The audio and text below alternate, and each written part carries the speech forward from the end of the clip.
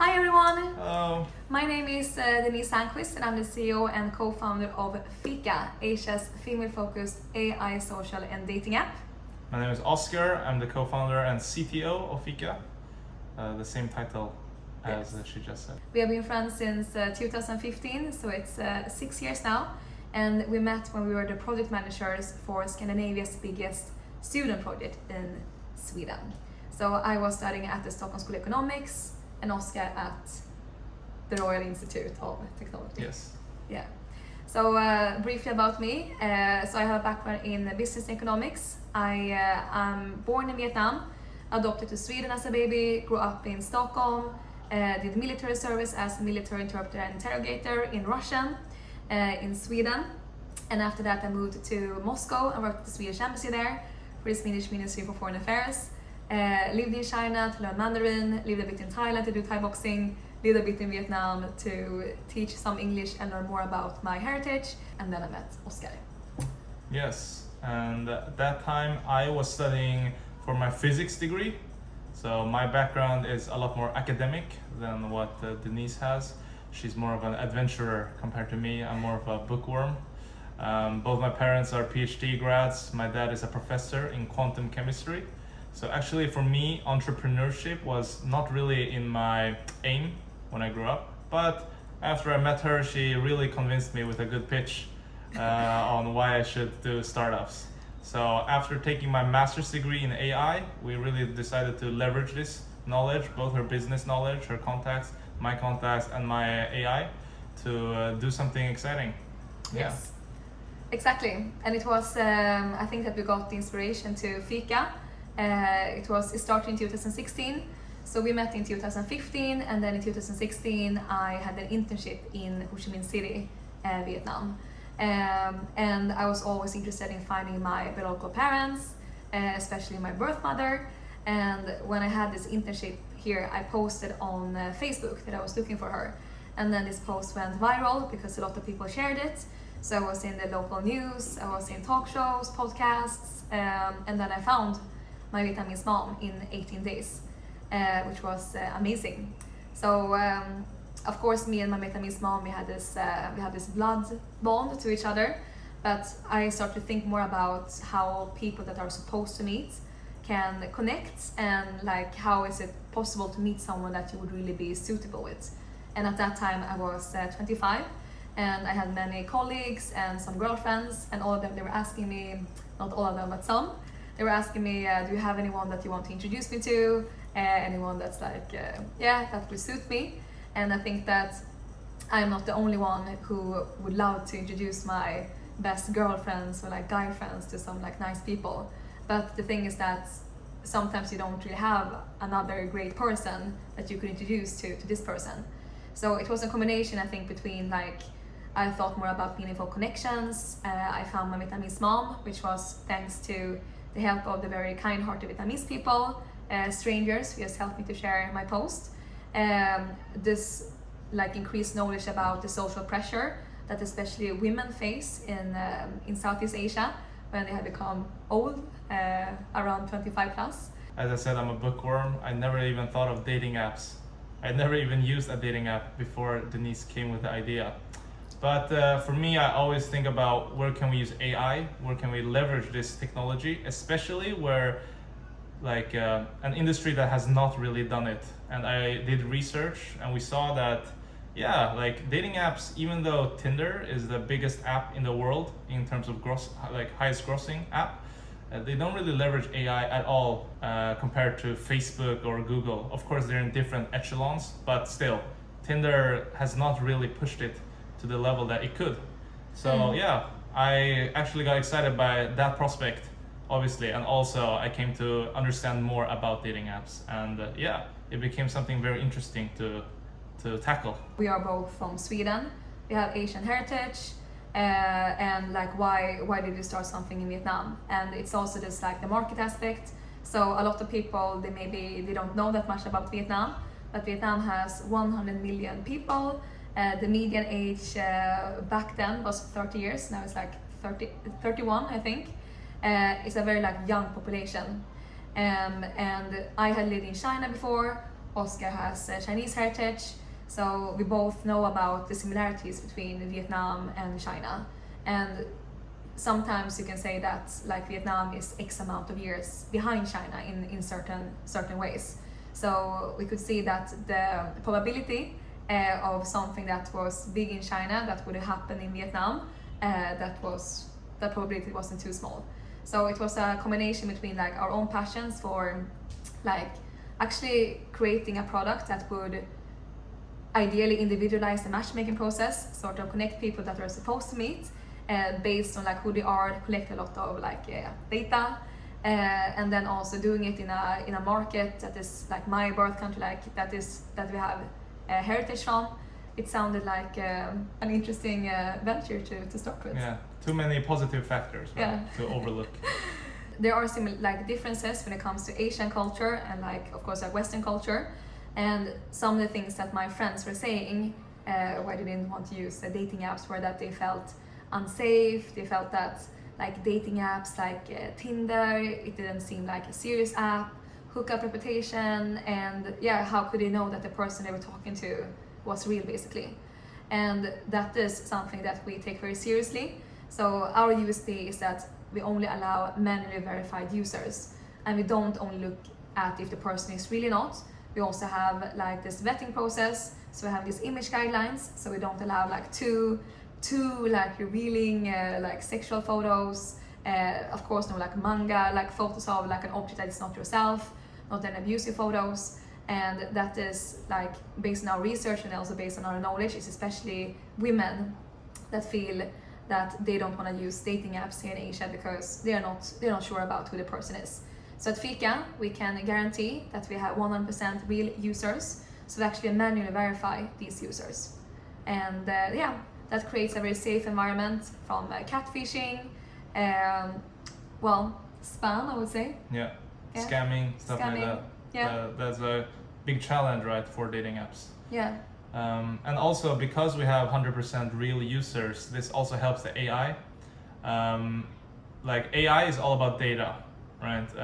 The model can be kind of bad, but if the data is high quality, it doesn't matter. We can still have very good results. It's just that in dating apps, it's easy to get users usually, but if they are fake, their interactions are not really real, right? So it's kind of hard to know if this really represents the real world, right? Does this profile really like this profile if both of the users are not who they are, like who they actually are?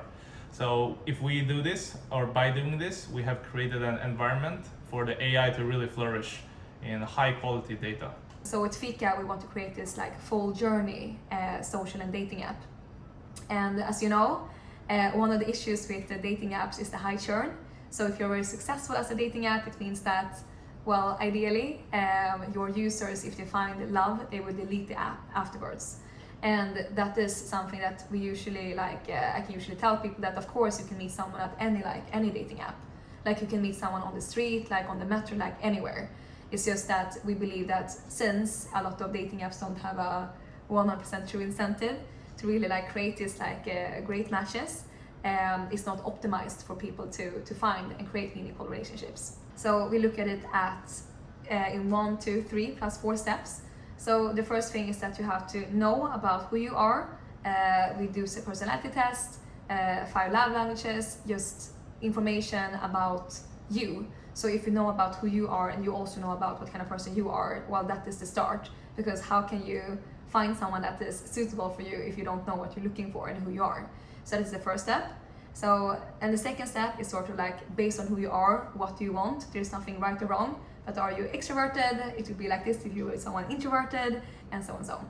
And then based on this, step number 3 is to find this person in Fika, because we are really for empowerment, growth, and it's not only about like just finding someone to feel happy. More to like it starts with you. It starts about like who you are, and based on that, like figure out what you want, and then 3, find this person in a safe and authentic environment, Fika. And then, as Oscar will talk more about, like we are collecting a lot of data, and then based on the things that we know about you, so we can push up people that has a higher compatibility with you. So that is step 1, 2, 3. And then if eventually you will find your boyfriend or girlfriend in Fika, we have a couples version. So this version is under development, and this means that if I'm on Fika and I meet my dream guy on Fika, we can put on the couples mood. And we have also dating spots in Fika, dating spot suggestions. So when it comes to like, no matter if you are a couple, if you're like two friends, if it's a date, it's all about like where you're gonna meet, what is suitable for you, what you like, and so and so. So if me and Oscar, we choose Fika to find friends, and I live here and Oscar lives here, and then we know that Oscar, he likes bagels, coffee, I'm vegetarian, and then Fika, we have this partnership with this restaurant cafe, and then we can say that, oh guys, like based on what we know about you, you can come here, and then you get also discount, and also you can gain Fika coins. So this function is something that is like facilitating life for people in general, but for couples, you always want to go to a new restaurant, and maybe go to a nice hotel, or like something that is really like customized for you. Because in the end, if you want to do something, you're gonna ask someone who knows you very well, or someone who has very good taste in what you're gonna do.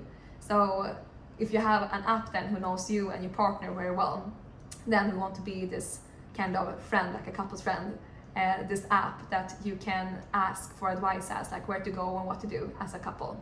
Because, so in overall, we say at Fika, we solve two problems. So the first one is loneliness, because these days, especially younger people, we're so connected, but people have never felt lonelier, actually. So people, according to research, you can see that people, they don't have any, maybe a friend that they can talk to, they just feel lonely. And with Fika, it's not only for like romantic relationships, it's also for platonic relationships. So we believe that when it comes to like a physical attraction and certain things, that can determine if you're going to be more romantic with each other or more like platonic, that can happen when you like first meet up. But when it comes to just people that could eventually like be compatible with each other, that is something that we can sort of increase the probability for that will happen when we're using AI. And the second one is basically who you're gonna spend the rest of your life with, because that is like one of the most important decisions that we make in life, right? And I can say that I'm 30 now, and I have both me and Oscar, we have friends in Sweden who are single, and all of them, they are like people in my age. Like you take relationships a little more seriously, and my single girlfriends and guy friends, I mean, if you want to have like family, they want to be a little bit more like serious, it's quite important, like the person that they're gonna date, and I think everyone would like to find someone that is who's compatible with you, and especially when you get a little bit older, if you plan to stay with the same person the rest of your life. So yeah, this is a quite important question to help with. just to add on to that one as well, for the couples app, because I think the first impression when we tell people this idea, they usually go like, oh, I don't know if my partner would like me to stay on a dating app. But actually this couples app is a completely different version. It's still the same application, but it's a completely different version. So once you enable the couples mode, the couples app, you cannot use anything from the singles app. Actually, you get transferred to like a new realm, a new version completely. So yeah, that's kind of our idea. But the point of that is that not only that they stay in the Fika ecosystem, but they also retain all their memories. So especially, I have a Vietnamese girlfriend, so she loves to look back. I think most girlfriends or boyfriends as well, not to discriminate, but my girlfriend especially loves to look back into like our first conversation, like even though it's a bit cringy, but she likes to look back quite often, like once per month, like just look back, reminisce, have good times about the old memories.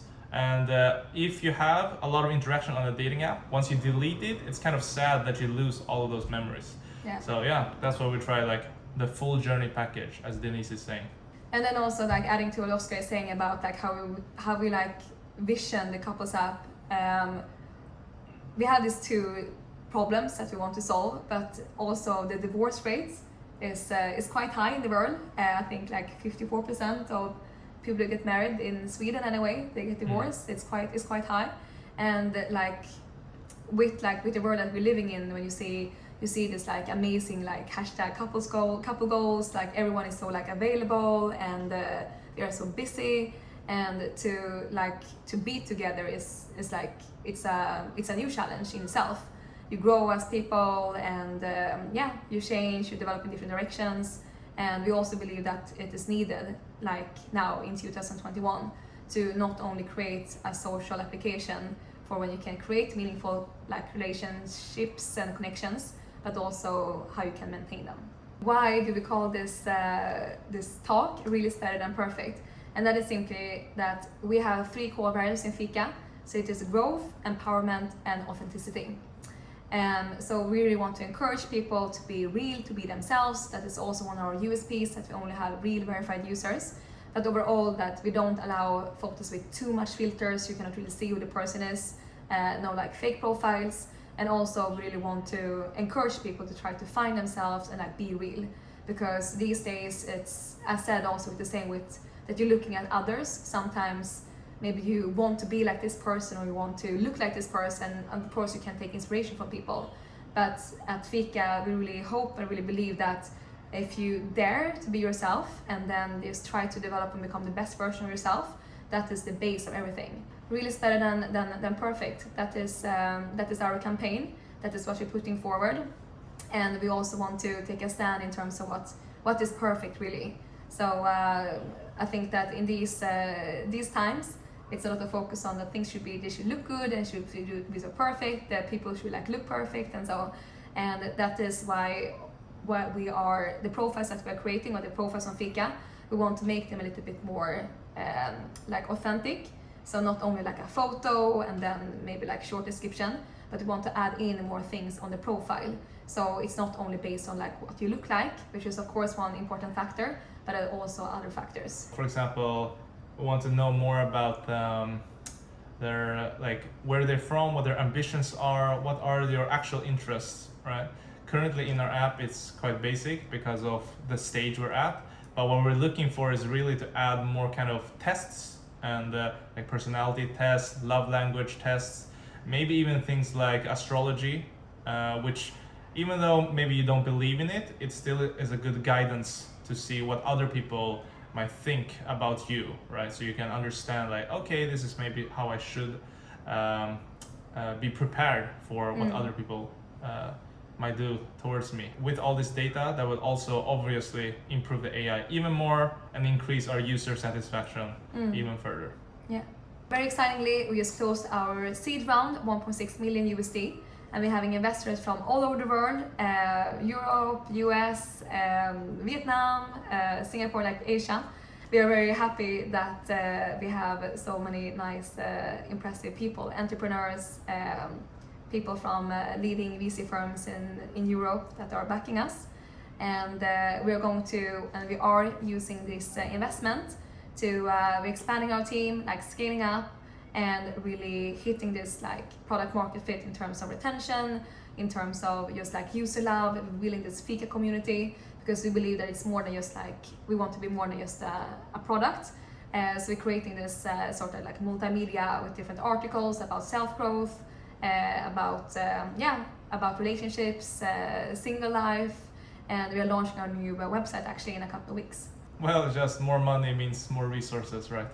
And more resources means better AI. So yeah, definitely excited for what's to come in the next few months. Yeah. Yes. So thank you guys so much for watching this, and if you have any questions, we will be here now. So just feel free to ask us.